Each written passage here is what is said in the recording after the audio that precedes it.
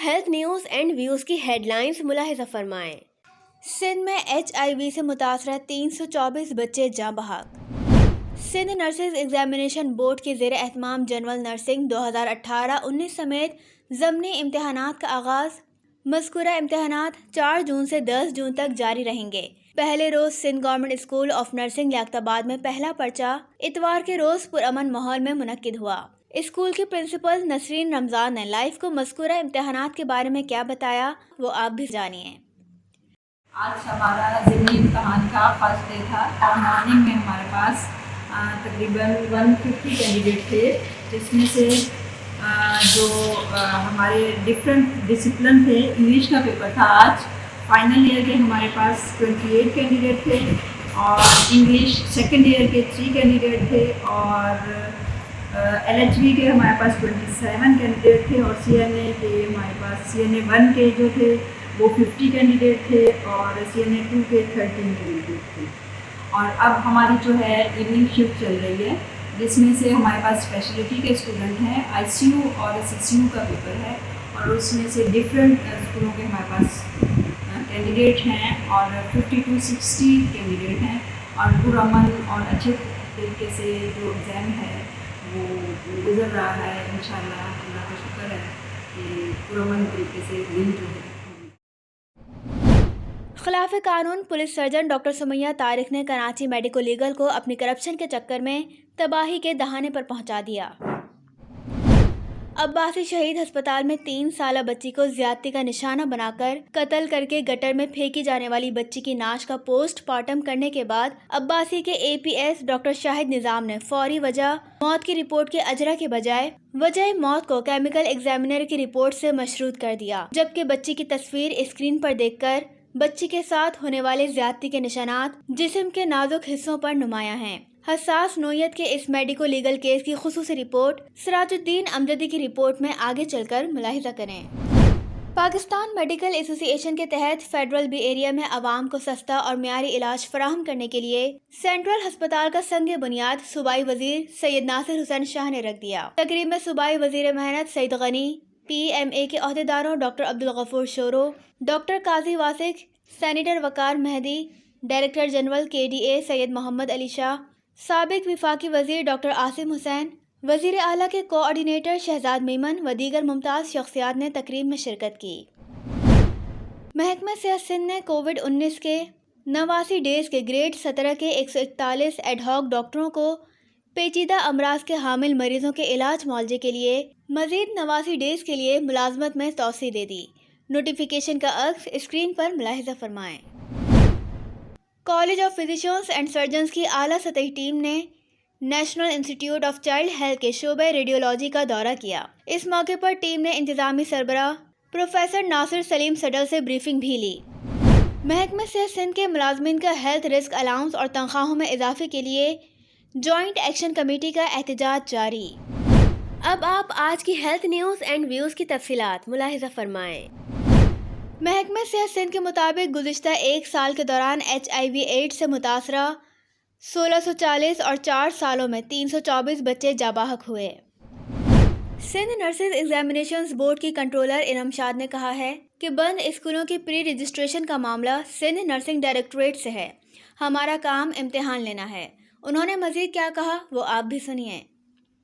सबसे पहले कि हमारा काम जो है वो हम अपना प्रॉपरली इसलिए भी कर रहे हैं कि हमारे पास स्कूल से ही इनरोलमेंट फॉर्म आ रहे हैं, उस पर जो उसकी फुलफिल रिक्वायरमेंट है जो हमारी वो करके भेजते हैं। दूसरे नंबर पे जब इनरोलमेंट जनरेट हो जाता है तो उसके लिए हमारी तरफ से ये सख्ती है कि पाकिस्तान नर्सिंग काउंसिल की प्री रजिस्ट्रेशन होना लाजमी है। और दूसरा हमारे बोर्ड में उसकी एफिलेशन होना बहुत ज़रूरी है कि PNC ने उनको रजिस्टर्ड किया है या नहीं। वो अगर PNC रजिस्ट्रेशन नहीं देगी तो हम भी नहीं करेंगे। PNC ने उनको एफिलेट किया है, अपने साथ रिकग्नाइज कर दिया है, तो हम उसको एफिलेशन देंगे, जिसके बाद वो आगे का प्रोसेस करते हैं। फिर इनरोलमेंट फॉर्म आता है हमारे पास, फिर हम एग्जामिनेशन की तरफ जाते हैं, तो एग्जामिनेशन के लिए हम एडमिट कार्ड वगैरह जनरेट करते हैं। अगर वो स्कूल बंद है तो उसमें कंट्रोलर एग्जामिनेशन बोर्ड का कोई रोल नहीं है। इसलिए नहीं है कि ये फुलफिल रिस्पॉन्सिबिलिटीज़ जो है इंस्पेक्शन कमेटी है हमारी वो, और हमारे पास जो है डायरेक्टर नर्सिंग की जो QEC की कमेटी है वो, इन दोनों की रिस्पॉन्सिबिलिटी है कि उसको जाएँ, विज़िट करें اور اس کو فال بنائیں. اگر جہاں پہ کوئی ڈیفیشنسیز ہیں یا جو بھی ہے اس کا پرابلم, وہاں جا کے اس کو سارٹ آؤٹ کر کے رپورٹ بنا کے ہیلتھ ڈپارٹمنٹ کو جمع کریں. اچھا، ابھی دیکھا یہ جا رہا ہے کہ فائنینشیل آپریشنز جو ہیں آپ کے یہاں, اس میں سپرا رولز کو فالو نہیں کیا جا رہا ہے, جبکہ آپ کا کوئی سیلف انٹرسٹ بھی نظر نہیں آتا, تو آپ اس سلسلے میں کیا کہیں گے؟ دیکھیں, اس سے پہلے جس طرح سے کام ہوتا تھا میں اسی طرح سے کام کر رہی ہوں, لیکن نیکسٹ جو ہے جو آپ کا کوشچن ہے اس پہ میں ورک آؤٹ کروں گی, اور نیکسٹ ایگزامینیشن تک میں اگر میں ہوئی سیٹ کے اوپر تو میں انشاءاللہ تعالیٰ اس کو بہتری میں لے کے آ کے جو سپرا رولز کہتے ہیں, جو اس بورڈ میں اگر اس کے ریلیٹڈ کوئی لیٹر ہے تو میں اس پہ کام کر کے اسی طریقے سے ہم اس کو کریں گے. اب آپ عباسی شہید ہسپتال میں 3 سالہ زیادتی کا نشانہ بننے والی بچی اور نرسنگ کے امتحانات میں ہونے والی بے قاعدگیوں کی سراج الدین امجدی کی خصوصی رپورٹ ملاحظہ کریں. السلام علیکم ورحمۃ اللہ وبرکاتہ. میں ہوں سراج الدین امجدی. آج کی خصوصی رپورٹ 3 حصوں پر مشتمل ہے.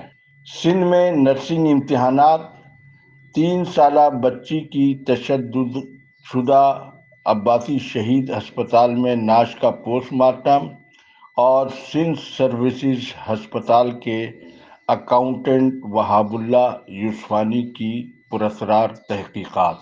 سب سے پہلے نرسنگ تعلیمی بورڈ کی کنٹرولر ارم ارشاد کے مطابق نرسنگ کے حالیہ امتحانات میں ویجیلنس کمیٹی میں سابق کنٹرولر خیر النساء اکبر کو شامل کرنے کی واضح طور پر 2 ٹوک تردید کر دی گئی ہے, اور کہا گیا ہے کہ بورڈ نے پہلی بار کراچی سمیت صوبے بھر میں کوئی امتحانی مرکز نجی ادارے میں قائم نہیں کیا ہے.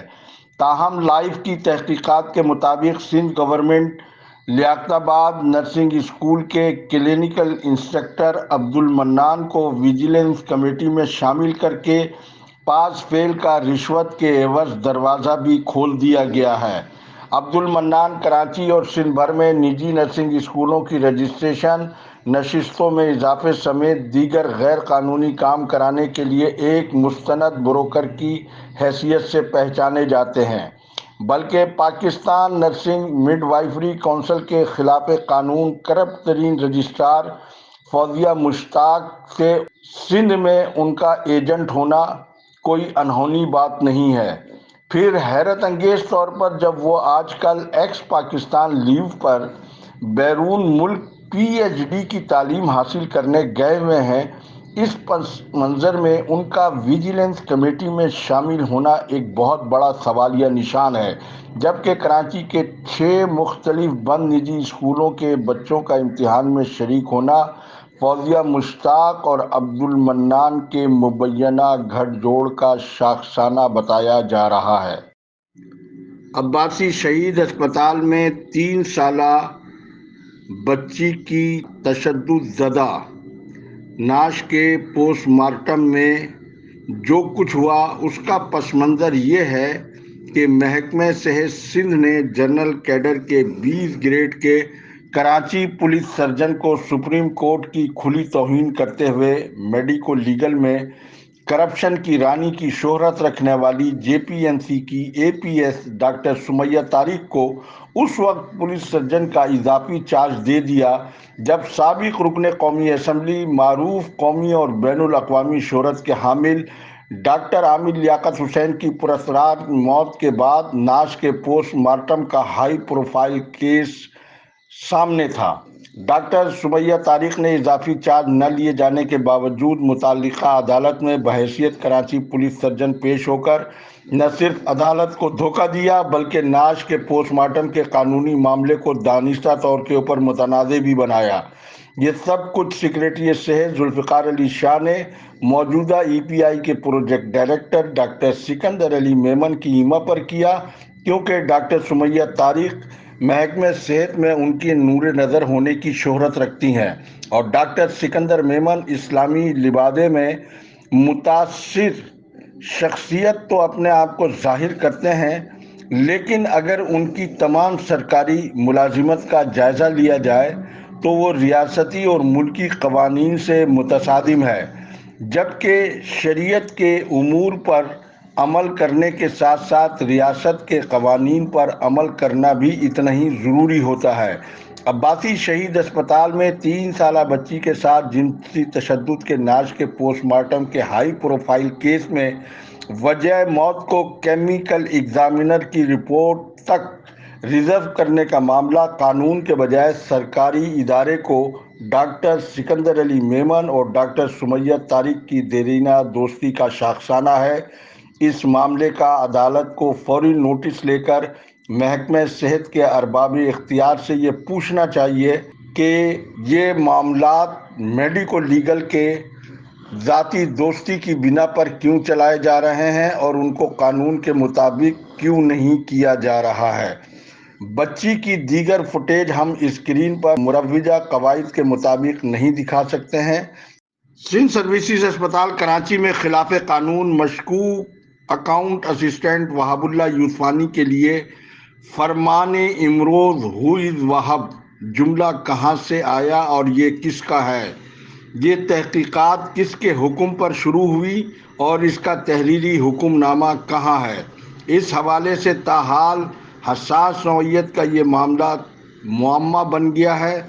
گریڈ 20 کی خاتون ڈاکٹر نوشابہ گھومرو ACS 1 اس 3 رکنی کمیٹی کی سربراہ تھیں جو کہ وہاب اللہ یوسفانی کی تحقیقات کر رہی تھی، جبکہ گریڈ 19 کی ڈاکٹر جویریہ انصاری ACS 2 اور گریڈ 18 کے doctor Sikandar Iqbal chief RMO تحقیقاتی کمیٹی کے ارکان تھے۔ اس تحقیقات کو کس نے تبدیل کرنے کی کوشش کی اور اب تک یہ تحقیقات ہو از وہاب تک کیوں ارسال نہیں کی گئی؟ قانون کے مطابق ہائی پروفائل کیس کی تحقیقات کو محدود کیوں رکھا گیا اور پھر زیر تحقیق ملازم وہاب اللہ یوسفانی کو قاعدے کے مطابق معطل کیوں نہیں کیا گیا؟ کیا یہ درست نہیں کہ یہ سارا کھیل حالیہ بجٹ کے اختتامی حصے میں 18.5 کروڑ کی وہ ایسنی ہے جو مبینہ ملی بھگت کے ذریعے ٹھکانے لگانے کا پروگرام تحقیقات کے پس پردہ بتایا جاتا ہے، جس میں صرف ایک ممبر کے 5% کمیشن کی رقم دیکھی جائے تو وہ 1 کروڑ بنتی ہے۔